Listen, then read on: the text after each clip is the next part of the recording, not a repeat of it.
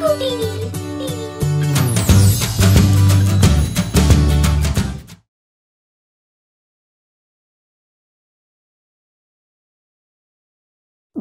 Mary, అద్దంలో భూతం. చీకటి పడుతూ ఉంది. ఇంకా కొంతమంది పిల్లలు బోన్ ఫైర్ దగ్గర కూర్చొని ఉన్నారు. ఎప్పుడు కూడా బోన్ ఫైర్ దగ్గర దయ్యాల కథలు వినిపిస్తూ ఉంటాయి. అప్పుడు శివం పేరు గల అబ్బాయి దయ్యాల కథలను చెప్పసాగాడు. ఆ కథ బ్లడీ మేరీకు సంబంధించినది. అది విన్న తర్వాత వారిలోని ఒక అబ్బాయి ఇలా అడిగాడు, శివం, నిజంగా బ్లడీ మేరీ ఉంటుందా? మరి ఉండదా ఏంటి? ఇది ఒక నిజమైన కథ. నీకు ఎలా తెలుసు? నేను దీని గురించి ఒక పుస్తకంలో చదివాను. ఇలా అంటుంటారు, ఒకవేళ మీరు బ్లడీ మేరీని చూడాలనుకుంటే అయితే మీరు రాత్రిలో 3 గంటలకు కొవ్వొత్తులను వెలిగించి అద్దం ముందు నిలబడాల్సి ఉంటుంది. ఇంకా 3 సార్లు బ్లడీ మేరీ అని పిలవాలి. దానితో మేరీ కనిపిస్తుంది. కానీ ఇలా కూడా అంటుంటారు, ఎవరైనా ఈ ఛాలెంజ్ను ట్రై చేస్తారో వారిని బ్లడీ మేరీ చంపేస్తుంది. పిల్లలంతా శివం మాటలను విని భయపడిపోయారు. అప్పుడు వారిలోని ఒక అమ్మాయి షీనా ఇలా అంది, ఓ ప్లీజ్, నేను వీటన్నిటిని నమ్మను. సరే, నమ్మకు. నా వరకైతే ఎవరైనా నమ్మినా నమ్మకపోయినా నాకు ఎలాంటి తేడా ఉండబోదు. నిజమైన దానిని ఎవరూ అబద్ధం చేయలేరు. హే గాయ్స్, నాకు అనిపిస్తుంది మనమందరం ఇక్కడి నుండి వెళ్ళిపోవాలని. షీనా ఇంకా మిగిలిన పిల్లలు అక్కడి నుండి వెళ్ళిపోయారు. పద శివం, ఆలస్యం అవుతుంది. ఇంకా ఆలస్యమైతే అమ్మా నాన్నలు చాలా తిడతారు. ఈ షీనా తన గురించి ఏమనుకుంటుంది తెలియదు. ఎప్పుడు తను అనుకున్నదే సరైనది అని అంటుంది. వదిలేయి కదా, పోనివ్వు. ఒక విషయం చెప్పు.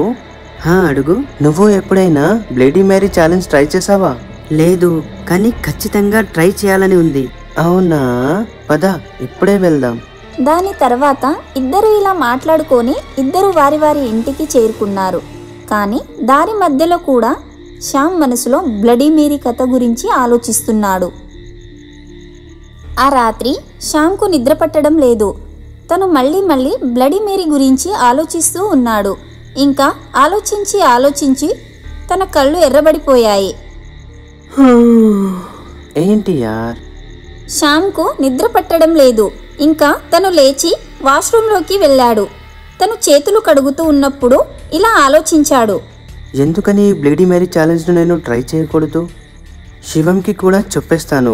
ఇంకా ఇది కూడా తెలిసిపోతుంది, ఇది నిజమా లేక అబద్ధమా అని. తను ఇలా అన్నట్టు ఉన్నాడు, ఈ ఛాలెంజ్లో కొవ్వొత్తులు కూడా వెలిగించాలని. అరే యార్, ఈ కొవ్వొత్తులను ఎక్కడని వెతకాలి? శ్యామ్ తన గదిలో కొవ్వొత్తులను వెతకసాగాడు. చాలాసేపు వెతికిన తర్వాత కూడా తనకు కొవ్వొత్తులు దొరకలేదు. కానీ తను బిరువ తెరవగానే అక్కడ కొవ్వొత్తులు ఉండడం చూశాడు. థ్యాంక్ గాడ్, కొవ్వొత్తులు దొరికాయి. అరే ఇదేంటి, 3 అవుతుందా? ఇప్పుడు ఈ ఛాలెంజ్ చేయడానికి సరైన సమయం. తను మళ్ళీ వాష్రూమ్లోకి వెళ్ళి ఇంకా కొవ్వొత్తులను వెలిగించి తను అద్దం ముందు నిల్చొని ఇలా అన్నాడు, bloody Mary, bloody Mary, bloody Mary. 3 సార్లు బ్లడీ మేరీ చెప్పిన తర్వాత కూడా శ్యామ్కు ఏమాత్రం భయంగా ఏది అనిపించలేదు. ఇంకా తనకు ఎలాంటి బ్లడీ మేరీ కనిపించలేదు. ఆ షీనా చెప్పింది నిజమే, ఇవన్నీ అబద్ధపు మాటలు. బ్లడీ మేరీ లాంటివి ఏవీ ఉండవు. రేపు ఉదయాన్నే శివంకు నిజాన్ని చెప్పేస్తాను. అనవసరంగా నా టైం వేస్ట్ చేశాను. పద, ఇప్పుడు వెళ్ళి పడుకుందాం. శ్యామ్ పడుకోవడానికి సిద్ధమయ్యాడు. కొంత సమయం తర్వాత తనకు ఏవో చెడు కలలు రావడం మొదలయ్యాయి. అందువల్ల తను ఆందోళన చెందాడు. తనకు ఎలా అనిపిస్తుందంటే తన దగ్గర ఎవరో కూర్చున్నట్లు. దానివల్ల తను చాలా భయపడిపోయాడు. ఇదేంటి ఇలాంటి కలలు వస్తున్నాయి? శ్యామ్కు తన చుట్టూ ఉన్న వాతావరణం చాలా భయంకరంగా అనిపించింది. అప్పుడు తనకు అకస్మాత్తుగా అనిపించింది ఎవరో తన వెనకల నుండి వెళ్ళినట్టు. ఎవరో తన ముందు వెళ్ళడాన్ని చూసి శ్యామ్కు గుండె ఆగినట్టయింది. తన నిద్రమత్తు వెళ్ళిపోయింది. తను నిద్రపోవడానికి చాలా ప్రయత్నించాడు.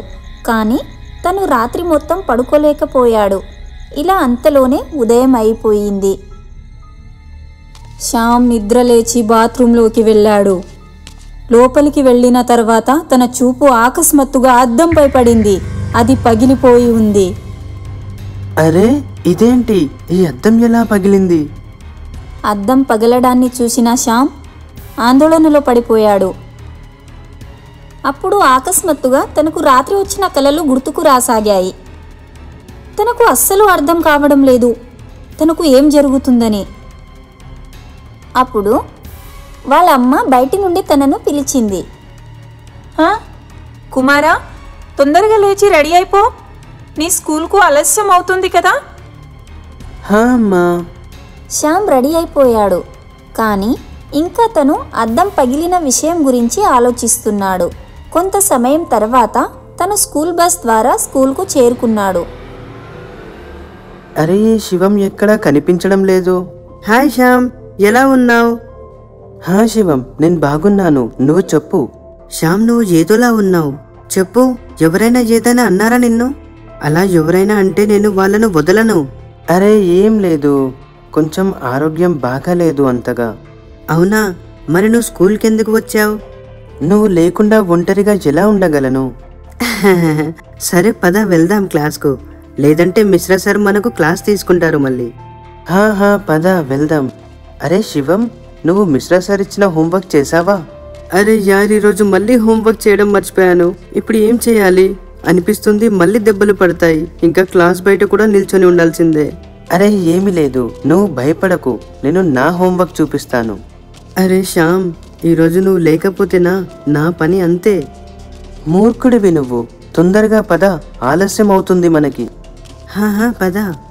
ఇలా మాట్లాడుకొని వారిద్దరూ క్లాస్ లోపలికి చేరుకున్నారు. తర్వాత శివం శ్యామ్తో ఇలా అన్నాడు. శ్యామ్, నేను చూస్తున్నాను, నువ్వు చాలా ఆందోళనలో ఉన్నావు. ఏంటి విషయం, నాకు చెప్పవా? ఏమీ లేదు శివం, చెప్పాను కదా ఆరోగ్యం బాలేదని. ఏదో జరిగింది, లేదంటే శ్యామ్ నాతో ఎప్పుడు ఏది దాచలేదు. తెలుసుకొని తీరాలి.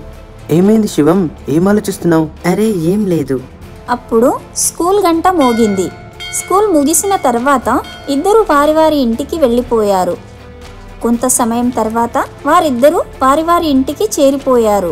ఎలాగైనా తెలుసుకొని తీరాల్సిందే అసలు శ్యామ్కు ఏం జరిగిందో అని. అమ్మా, నేను శ్యామ్ ఇంటికి వెళ్తున్నాను. సరే మంచిది, తొందరగా వచ్చేయ్. సరే అమ్మా. శివం ఇంటి నుండి బయటికి అడుగు పెట్టగానే అప్పుడే వాళ్ళ అమ్మ తనను పిలుస్తుంది. శివం కుమారా, తొందరగా రా. ఏమైందమ్మా? శివం కుమారా, శివం. అమ్మా, నువ్వెందుకు ఏడుస్తున్నావు? కుమారా శ్యామ్ ఇంకా లేడు. శివం వాళ్ళ అమ్మ ద్వారా శ్యామ్ మరణం విషయం తెలుసుకున్న తర్వాత చాలా ఆందోళన చెందాడు. తన చేతులు కాళ్ళు చల్లబడిపోయాయి. తను ఒక్కసారిగా స్పృహ కోల్పోయాడు. కుమారా, లే కుమారా. నువ్వు చెప్పేది అబద్ధం కదా?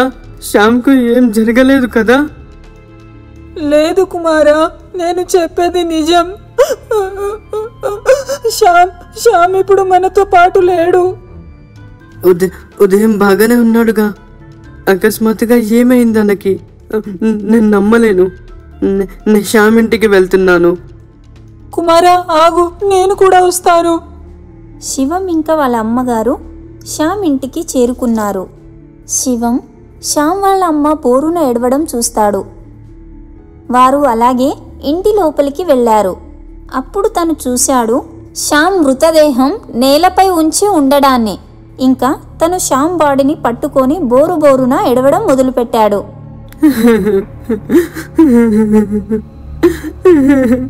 శ్యామ్ పదయాట్లేవు, ఆడుకోవడానికి వెళ్దాం. శివం స్నేహితుడైన శ్యామ్ ఇక ఈ ప్రపంచంలో లేడు. తర్వాత శ్యామ్ అంతిమ సంస్కారాలు ముగించారు. కానీ శివం శ్యామ్ అకస్మాత్తుగా చనిపోవడాన్ని భరించలేకపోతున్నాడు. శ్యామ్ అకస్మాత్తుగా చనిపోవడం వెనుక కారణం ఏంటి? ఒకవేళ మీరు తెలుసుకోవాలనుకుంటే కామెంట్స్ బాక్స్లో ఖచ్చితంగా కామెంట్ చేయండి. హలో ఫ్రెండ్స్, మాకు కమెంట్స్ చేసి తెలియజేయండి. మీకు ఈ కథ ఎలా అనిపించిందో ఈ కథను ఖచ్చితంగా లైక్ చేయండి, ఇంకా మీ స్నేహితులకు షేర్ కూడా చేయండి. బాయ్. మీకు గనుక మా వీడియోస్ నచ్చినట్లయితే లైక్ చేయండి, ఛానల్ని సబ్స్క్రైబ్ చేయండి. అలాగే అందరికన్నా ముందుగా మా కార్టూన్ షోస్ని చూడాలనుకుంటే బెల్ ఐకాన్ని నొక్కడం మర్చిపోకండి.